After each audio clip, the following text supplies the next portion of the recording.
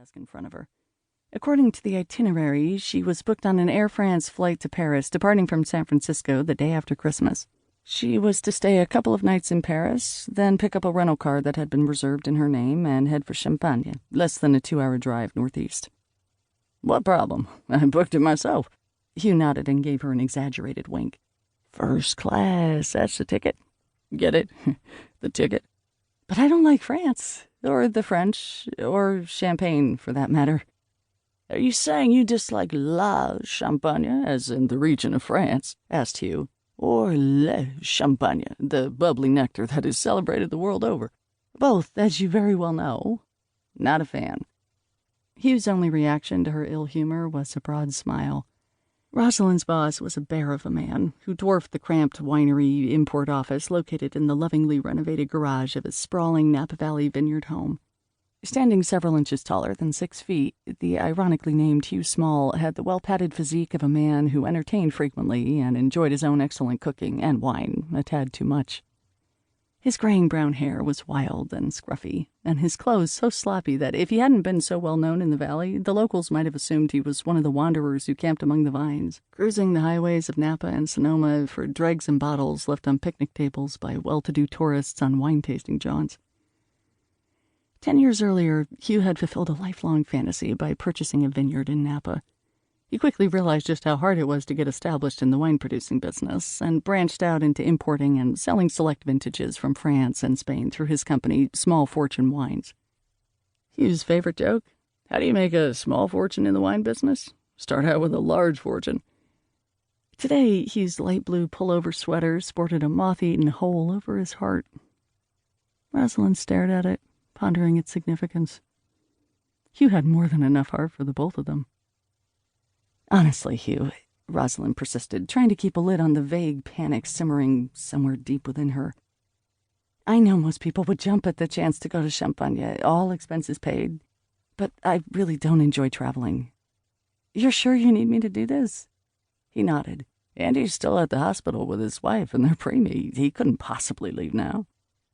Couldn't you go? I could stay here and run the office. I need a wine rep in France, he said. And you're a wine rep. Just barely. And you speak French? Just barely. And you've got a palate. Better than mine.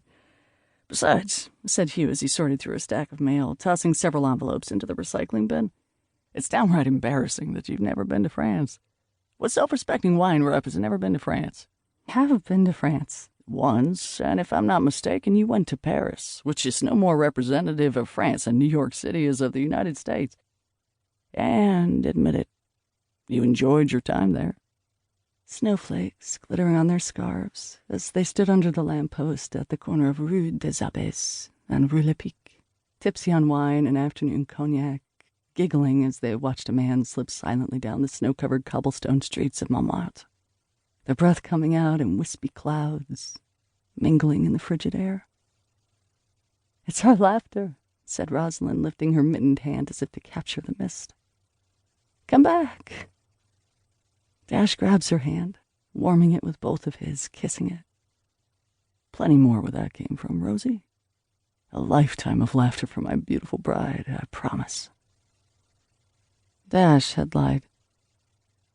Of course I enjoyed it, Rosalind said when she realized Hugh was still watching her, awaiting an answer. It was my honeymoon. That was different. Dash went to France many times, Hugh pointed out. He loved it there. Rosalind felt the usual sharp stab in her gut at the mention of her husband's name. Still, she appreciated that Hugh never hesitated to speak it aloud. It muted the pain, ever so slightly, each time someone talked about Dash as though things were normal, as if invoking his spirit, inviting his presence into this world. Most people tried to avoid any reference to him, or acted chagrined, as though they'd done something awkward and embarrassing by bringing him up.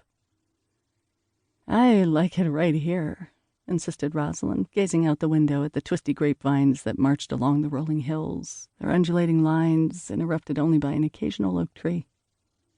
The sight of the parallel rows was soothing, as if a Zen master had pulled a giant rake through sand.